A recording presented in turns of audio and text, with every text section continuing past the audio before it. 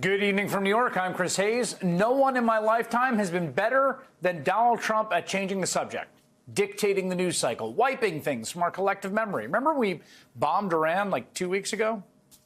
Whatever else you can say about him, the man has always been extremely adept at getting the news coverage he wants, or at least about the topics he wants.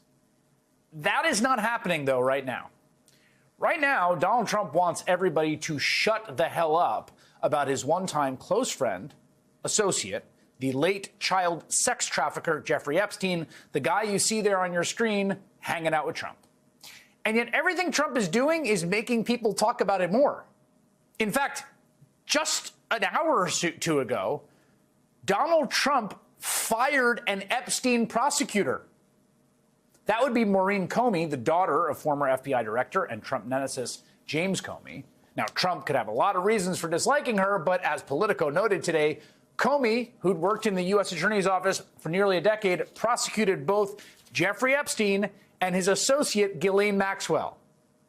Okay? So when Donald Trump's trying to bury the story right now, out of nowhere, in an unprecedented move, presidents don't fire career attorneys, he fired Jeffrey Epstein, Ghislaine Maxwell's prosecutor. This is just one in a series of things Trump has done surrounding the Epstein story that have just been really weird. And so now we are seeing a revolt among the MAGA faithful, people who cheered when Trump staffed the Department of Justice and FBI with loyalists who vowed to release the Epstein files to the public. And they were devastated last week when Trump's administration closed the case and told everybody, turns out nothing to see here.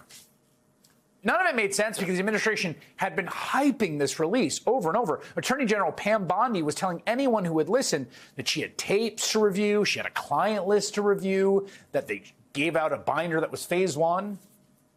And it even got weirder because when they announced the case was closed, they also released that raw video from Epstein's prison block the night he killed himself.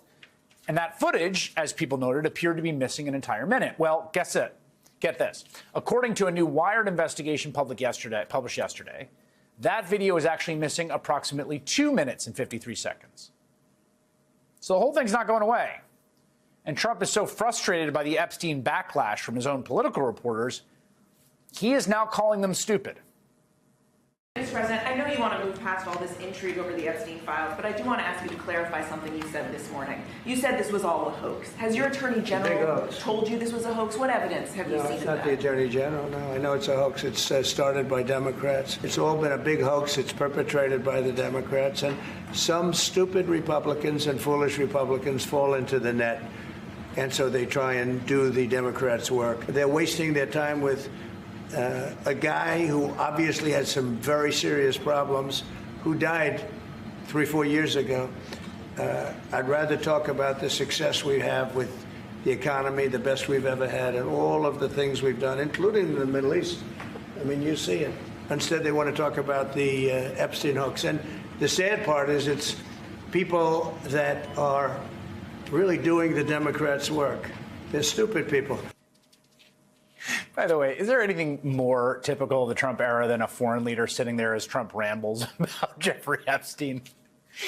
So that was Trump expanding on a wild social media post from early this morning, claiming that Democrats' new scam is what we will forever call the Jeffrey Epstein hoax. And my past supporters have bought into the BS hook, line, and sinker. They haven't learned their lesson and probably never will after being conned by the lunatic left for 8 years. Donald Trump, the Republican president, calling Republicans stupid people and past supporters because they believe Trump's campaign promise to release the Epstein files. Surely he couldn't mean that. But he clarified, yes, he did. You mentioned past supporters when you were talking about the Epstein issue. Does that mean that you're effectively disowning any supporters who are now calling... I lost a lot of faith in certain people, yeah. I lost because they got duped by the Democrats. What?